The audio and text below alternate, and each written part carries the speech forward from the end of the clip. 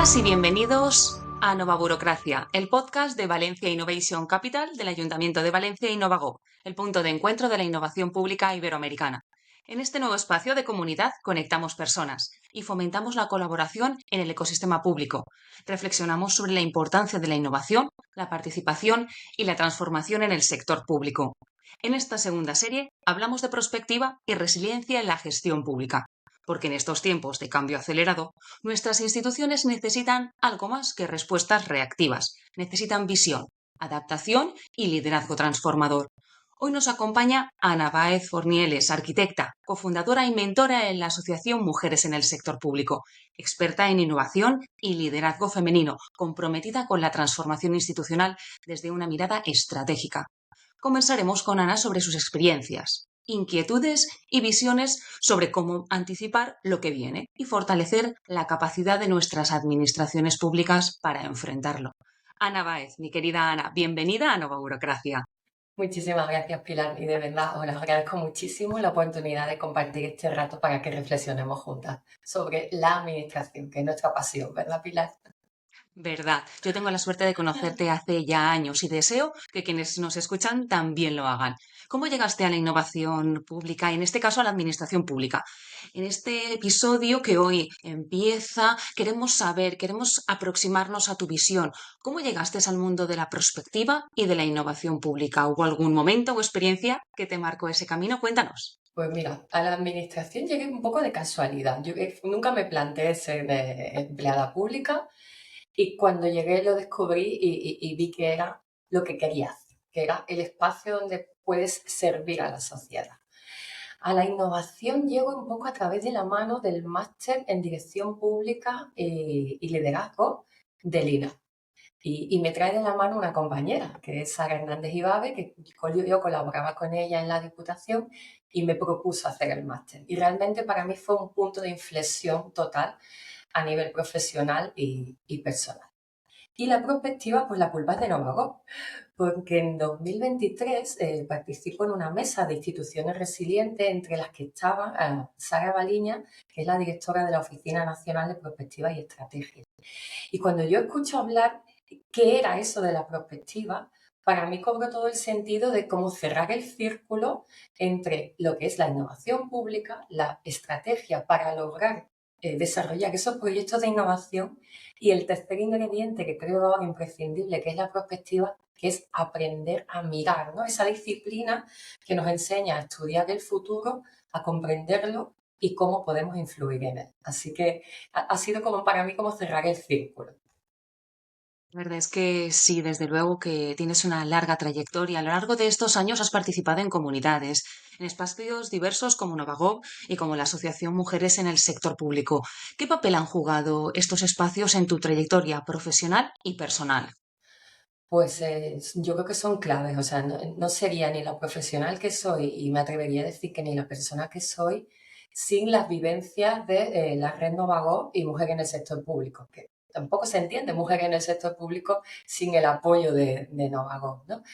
Yo digo que son espacios donde encuentras a gente muchísimo más potente que tú y de las que aprender, porque son espacios de generosidad.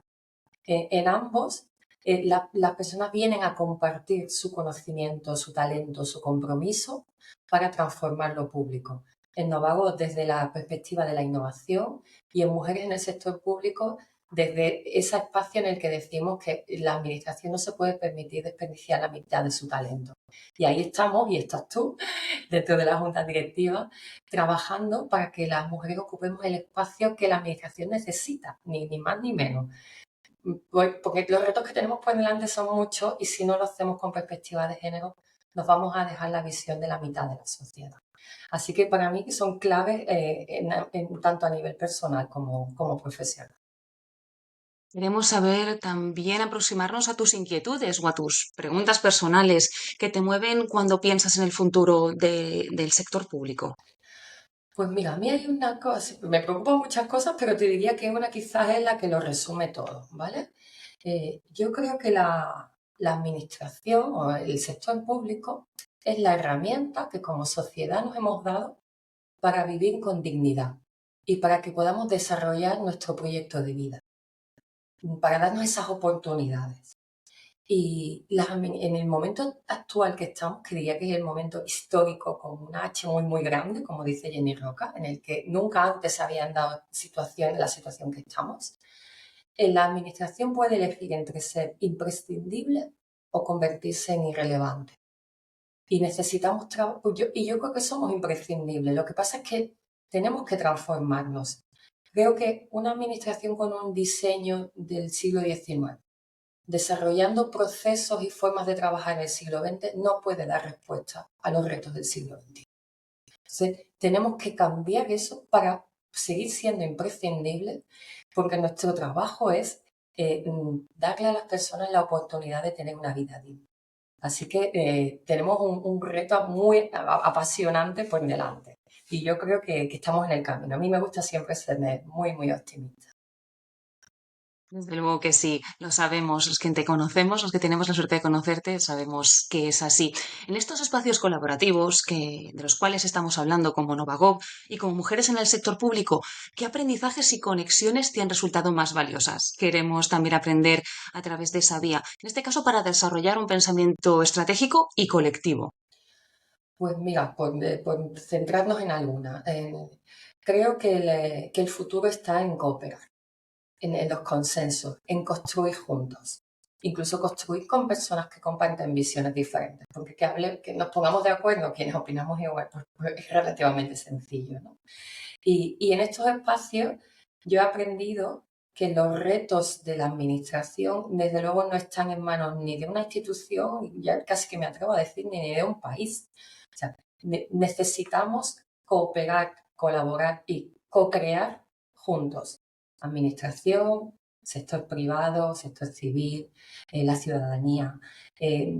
Tenemos que entre todos imaginar ese futuro que queremos para nuestra ciudad, para nuestro territorio, para la educación. Y entre todos tenemos que comprometernos a construirlo. Y eso es algo que en estos espacios aprendes, porque la potencia de mujeres en el sector público es, lo leí, me da mucha pena no acordarme de la autora, un artículo en que hablaba y explicaba el sentido del asociacionismo, ¿no? Tú, Pilar, o yo, en nuestra institución somos como un copito de nieve que se cae al suelo y se derrite. O sea, solas es muy difícil cambiar algo. Pero hay nevadas que paran el tráfico de Nueva York. Así que si nos juntamos muchos copitos de nieve, nevando en cada una de nuestra institución, yo creo que podemos conseguir logros inmensos. Y esa es quizás lo que aprendes y descubres en espacios como Mujeres en el Sector Público o como Novagos, donde la gente va a compartir conocimiento. Desde luego que sí, estar conectados con compañeros innovadores, con otras mujeres que forman parte del sector público, nos permite imaginar en otros futuros Ujú. posibles, más inclusivos y más transformadores. Ahora queremos mirar al futuro, desde tus vivencias. ¿Por qué crees que es tan difícil que las instituciones públicas piensen más allá del corto plazo? Vale, pues como siempre primero le echamos la culpa a los políticos, ¿vale? Y decimos que son cortoplacistas, que solo están pensando en la foto. Y claro, las políticas públicas realmente transformadoras no se hacen en un año, en dos ni en tres. Pero yo también creo, y tenemos que hacer autocrítica a las personas que trabajamos, los técnicos, todos los compañeros que trabajamos en lo público, que también hay que salir de nuestra zona de confort. O sea, si yo me dedico el día a día a mis funciones, las que vienen en la relación de puestos de trabajo, que las hago de una manera ágil y eficiente, porque llevo mucho tiempo haciéndolas, tampoco voy a conseguir nada. Y así que creo que tanto la parte política como la parte técnica tenemos que entender que nos toca sembrar quizás para que lo recojan otros. Pero es que esa es la generosidad que tiene que estar en lo público. Y por eso es necesario el consenso, para que en el siguiente ciclo político, incluso te digo, en el siguiente ciclo técnico, no tiremos el trabajo que han hecho otros, ¿no? Dice un precioso proverbio chino que el mejor momento para plantar un árbol fue hace 20 años, pero que el segundo mejor momento es ahora. Así que ahora tenemos la obligación de plantar ese árbol que probablemente no recojamos nosotros los frutos, pero otros lo hicieron por nosotros. Así que nos toca plantar esos árboles dentro de lo público, desde lo político, pero también desde lo técnico, saliendo de nuestra zona de confort. Y siguiendo esa metáfora, en este caso, ¿cuál sería tu aportación?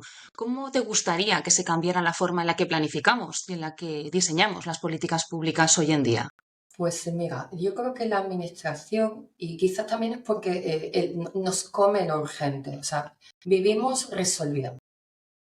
Y lo que necesitamos, además de resolver, que eso no lo vamos a dejar de hacer nunca, ni debemos dejar de hacerlo, es explorar, es anticipar, es soñar.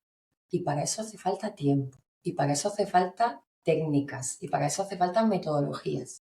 Entonces, necesitamos planificar imaginando ese futuro. Creo que hasta ahora planificamos, decimos, tengo este problema, ¿cómo lo resuelvo? La mayoría de los problemas del presente no tienen solución, porque se ocasionaron por situaciones y causas del pasado, que no las puedo tocar. Los puedo minimizar, puedo amortiguar los efectos, pero lo que tengo es que prevenir, anticipar, imaginar. Y con ese futuro en la cabeza, o sea, en perspectiva decimos que la perspectiva es el mapa y la estrategia es la hoja de ruta. Entonces, lo que necesitamos es imaginar ese futuro y cuando decidamos de todos los posibles a cuál queremos llegar, ahora planificamos. Planificamos para construir ese futuro, no solo para solucionar problemas del presente, que es mi sensación que es en donde ponemos principalmente el foco. Y en este caso, ¿qué papel crees que juegan tanto la empatía como la escucha en esta construcción de escenarios de futuro con sentido público?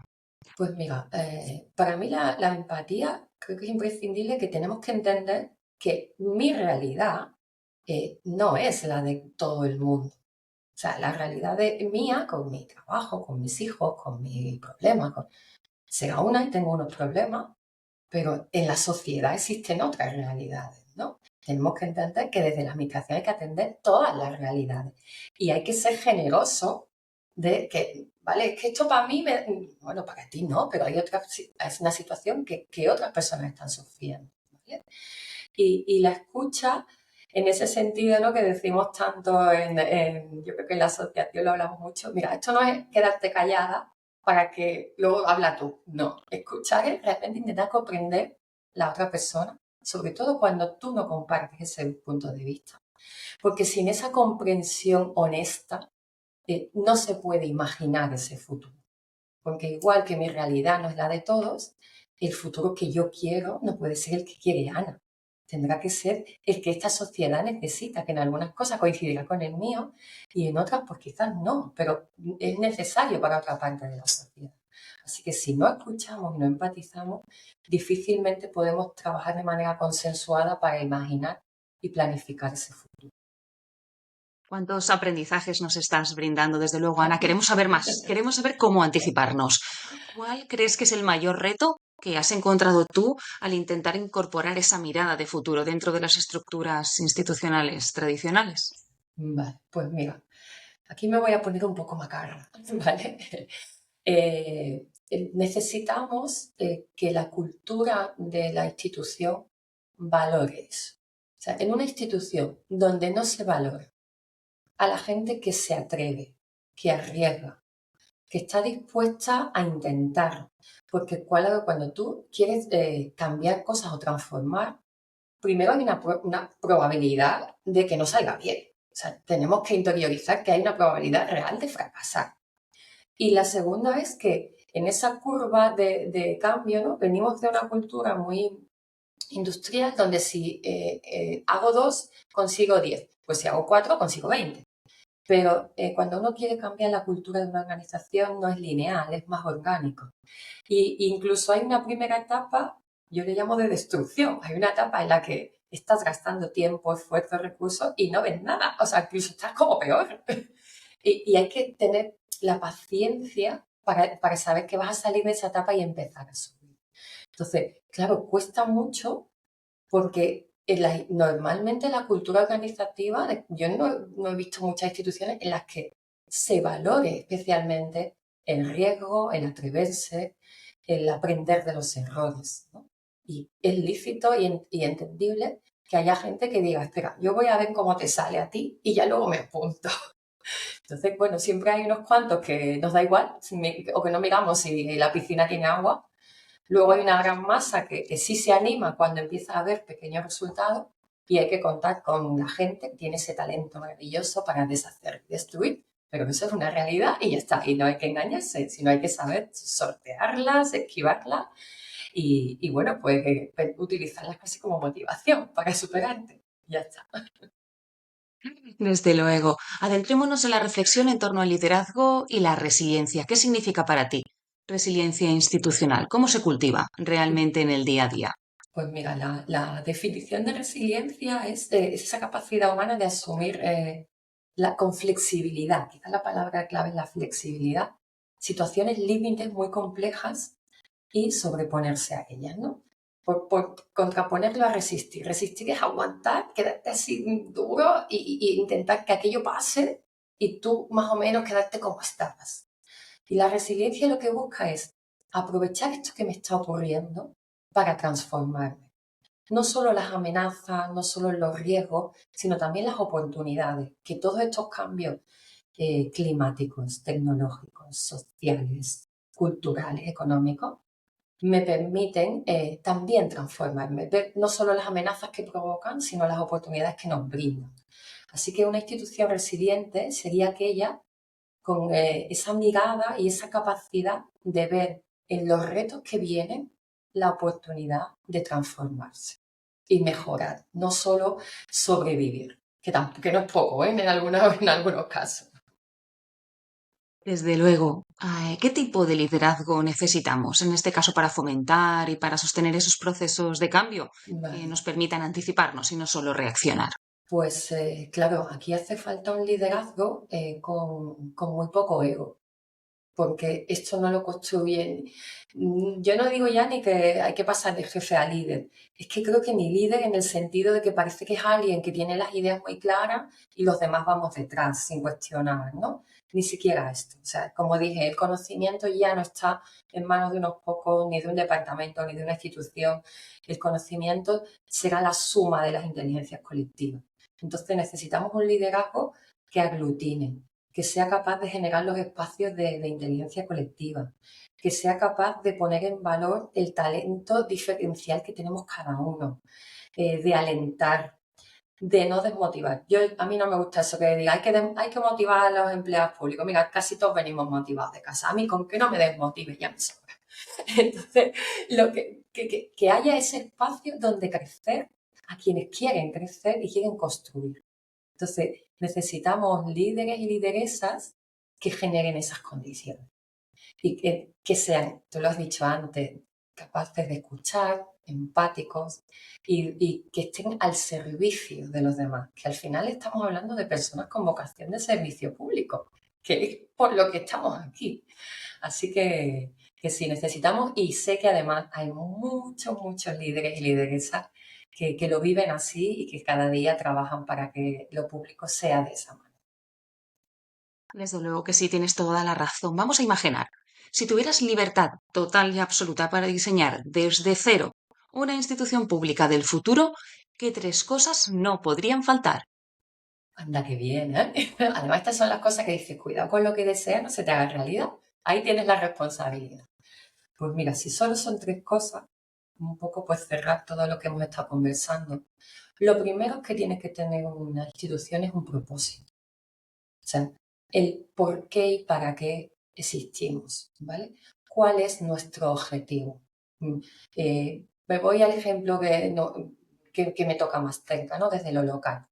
¿Qué ciudad quiero que sea mi ciudad? ¿Vale? Y ahí entra esa mirada diferente. O sea, creo que no, yo pienso que tiene que ser así, no. Ese propósito hay que construirlo de forma consensuada y colaborativa. Así que el primer ingrediente es un propósito. Lo segundo sería adaptar esa herramienta que son las instituciones públicas para cumplir ese propósito, para desarrollar, para poder seguir esa hoja de ruta.